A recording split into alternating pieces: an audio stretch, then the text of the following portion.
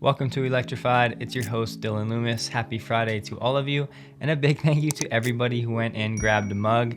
A lot more people bought one than I was expecting, so that is a ton of fun. I love it. Can't wait to get mine. And just so you know, I do plan to end this listing this coming Thursday. That way it will be up for 1 week. We'll keep it a limited edition type item. And as a thank you to everybody that is here now and has been supporting the channel, much appreciated. Definitely plan to do more limited edition type stuff like this in the future. It's definitely a lot of fun, but thanks again. Really appreciate it. A couple of quick items to get through before we get to the Tesla stock technical analysis for the week. If you want to skip ahead and you're here for that, go ahead and look at the timestamp below. I'd like to give props to Sean Corelli on Twitter for this tweet. Well done. Quick update from Moneyball on Twitter. He said Tesla China from the 1st to the 21st of September sales are close to 30,000. Gigafactory 3 production might be around 41,500 by the end of September.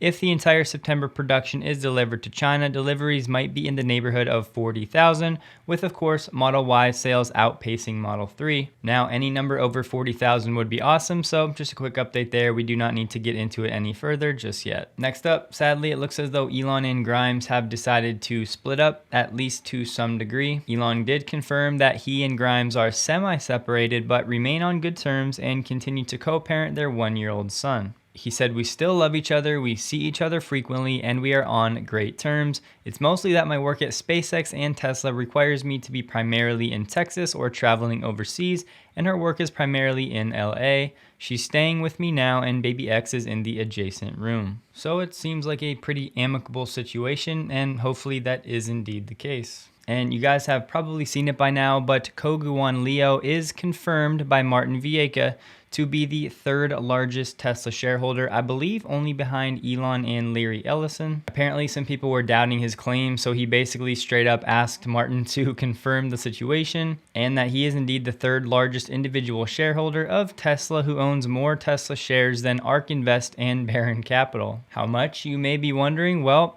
Koguan is glad that you asked, and he said more than 6.2 million Tesla shares, still buying more shares slowly. I will rise and fall with Tesla. Doing the simple math, that's about $4.7 billion in Tesla stock ownership, and Sawyer Merritt has actually said that with calls and other derivatives, the number is a lot higher than that, but it hasn't been revealed quite yet. There's not a lot out there on this cat, but real quick, he was a graduate of Columbia University and New York Law School, and he founded SHI International Corp., a large IT company. He also recently made the news for buying the $54 million Singapore penthouse of James Dyson, yes, the one famous for vacuums. Now, a lot of people are wondering, well, what if this guy up and decides to sell all of his Tesla? Well, first of all, he only owns about 0.6% of the company, so it's not really anything to worry about. And secondly, this guy is a self-proclaimed huge fanboy of Elon. I believe he has said he doesn't plan to sell a single share prior to 2030. Of course, things could change, but either way, this information should have no impact on your personal Tesla stock decisions. Elon made some new comments saying that he thinks with these new semiconductor plants that the chip shortage will basically end next year. He was asked specifically how long he thinks it will affect vehicle production. Elon said, "Short term, I think." He said there's a lot of chip fabrication plants that are being built, and this was during a joint session with Stellantis and Ferrari chairman John Elkann. He continued, "I think we will have good capacity for providing chips by next year." He also said he is surprised by a recent move away of some countries from nuclear energy, which is safe. Elon also thanked Elkann for a support that Tesla received between 2017 and 2019, which was one of the most painful periods for Tesla, and a good reminder for all of us, as he said, "John helped me a lot in that period.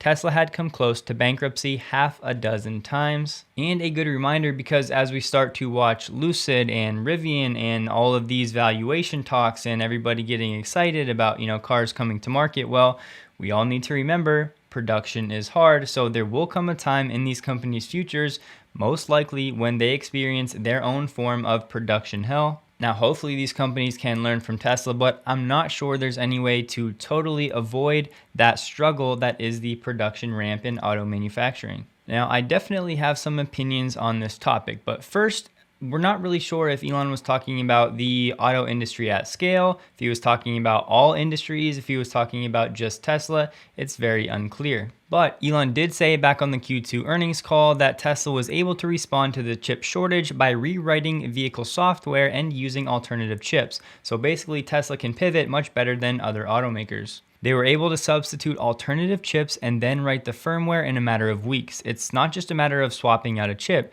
You also have to rewrite the software. So it was an incredibly intense effort of planning new chips, writing new firmware, integrating it to the vehicle, and testing it in order to maintain production. So as I've said multiple times before, Tesla is most likely the most insulated automaker from the chip shortage. But a very important note here, I think sometimes it's easy to, over time, start to take things that Elon says and just believing them, almost taking them as gospel. So I need to remind you of at least one comment that Elon made. This was back in March 2020. Based on current trends, probably close to 0 new cases, talking about COVID, in the US too by the end of April. No one is perfect. I rest my case. With that said, I definitely hope I am wrong and Elon is right and this chip shortage is over by sometime next year. Maybe it will be by the end of the year. Let's just say I'm not overly confident personally. A quick update on the Tesla defense of Giga Berlin. We are getting toward the final stages to get that final approval so Model Y production can begin. This is supposedly the last step, which is a virtual hearing by mail. Some of the skeptics of Giga Berlin are upset because they're saying you guys are just avoiding confrontation in person, going the mail route, but it is what it is, and these skeptics will have until October 24th to fully present their arguments and responses. It looks like Giga Berlin is still somehow facing 800 different objections. I can't really contextualize that for you guys. If somebody has more information or you're a resident over there, please let us know below. But this article is basically saying that Tesla is defending themselves and much of these objections are really unfounded. But I have to say it's pretty impressive that Tesla has basically built this whole factory using only preliminary permits, which means that had they actually waited for final approval to start building, they may not have started construction yet, which is just baffling to me. So hopefully the next few weeks go smoothly. Tesla can finally wrap this up and get that first Model Y off the line. And it looks like Mercedes-Benz is going to partner with Stellantis to make batteries for EVs. As they announced, they will join not only Stellantis, but Total Energies as well as equal partners in Automotive Cells Company or ACC. And ACC was launched last year by Stellantis and Total Energies. But there are so many promises and goals and targets. It's like at this point, just show me and then we'll go from there.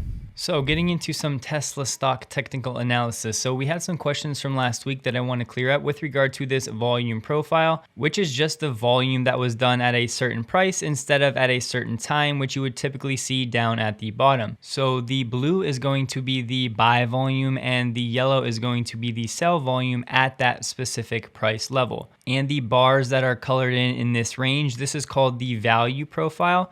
Basically, it's where 70% of the volume is traded. So these lower opacity bars are going to be outside of the value area, and that's where the other 30% of the volume in this specific range, so right now we are on a 1-year chart, is traded. And this red line is just the point of control, which means this is the price at which the most volume was traded over this chart time frame. And just to preface this TA, so Tesla right now has essentially an immaculate balance sheet. They have more cash than debt. Their operating cash flow is probably going to be over $1 billion per quarter. Their bond rating really should be investment grade. It just hasn't officially been updated by the agencies just yet. I liken it to a credit report as everything lags. And you know how the credit agencies say, well, hey, we need to see, 5, 7, 10 years of credit history. Well, it's similar to how they handle upgrading investment grade debt. They're basically saying, all right, Tesla, we need more than a few quarters of performance to actually give you that upgrade. Although anybody that knows anything about Tesla knows that their bonds should be investment grade. And just know that it's really hard for me to keep these short, as I could talk for the next hour about many different things with Tesla stock. Maybe I'll do that more over on Patreon. But for today, I just want to take a look at some key support and resistance levels that the market is watching right now. So before I put my levels up on the screen, take 2 seconds and think, if you were drawing your own support and resistance lines for Tesla over the last 1-year chart, which is what you're looking at, where would you put them? So here are mine. Now, I personally like to get 3 touches at a certain area before I would even consider having it as a point of resistance or support. And it's very important to remember that these support and resistance zones should be thought of as more like an area than a strict line, because the price action is never going to be flying down toward a price level and immediately stop, although in this case it does actually look really good. Oftentimes the price action will have wicks that go through and then back, but as long as that area is touched, then you can consider it a level. So looking at this longer time frame, you can see we have some support at $554 per share. We have now tested it twice on the downside, and that second time back in May, we have seen a nice bounce up ever since. And after testing the 870 levels 1, 2, 3, and then on that 4th time, we were then rejected, and that's where we saw that bigger decline earlier this year. And of course, now we need to zoom in. So let's look at the weekly chart with that context in mind. So here we have Friday, then we have over the weekend and into pre-market on Monday, we had the drop on the Evergrande news. As you can see, we dipped about 5.5%. And since that point, we have recovered everything that was lost and then an additional percentage point or so on the week, up about 6.5% from the weekly lows. And this white line right here, that is the current price level. So it is actually right at a key level at the moment. We've now been testing this level for the last 17 days or so, and earlier back in April, we also spent some time roughly in that same range in the 760s. So really all that this means is we are at a decision point. So the longer you have this type of sideways consolidation, it basically means you're gonna have a decision point. In this case, it tested this resistance level and was rejected. And then it has since broken through, and now it should act as a support here at this 724 level. But as you can see, this 760, that 765 level is acting as a level of resistance at the moment. So many people are saying that if we can get a breakthrough and a close and hold above that 765, 770 level, we might have some more room to run on the upside, especially when you pair it with the fundamental side, where you have deliveries expected for Q3. And of course, you have the Giga Berlin event on October 9th. You have Tesla recognizing more FSD revenue. And if that button does indeed come and more people subscribe, there's just a lot of very positive catalysts for Tesla, both technically and fundamentally, and I'm not even scratching the surface on this little brief segment. And a very important reminder, all of this always needs to be taken in the context of the broader market, where there is still a lot of uncertainty with interest rates and the Fed's actions and tapering. Because if you take a week at the NASDAQ Composite Index for the past week, it looks eerily similar to what Tesla stock was doing. So no matter what Tesla stock is doing fundamentally or technically, it's always going to be constrained, at least to some degree, by the overall market at scale. So the purpose of these segments is not to tell you guys what to do or to even make any predictions just yet.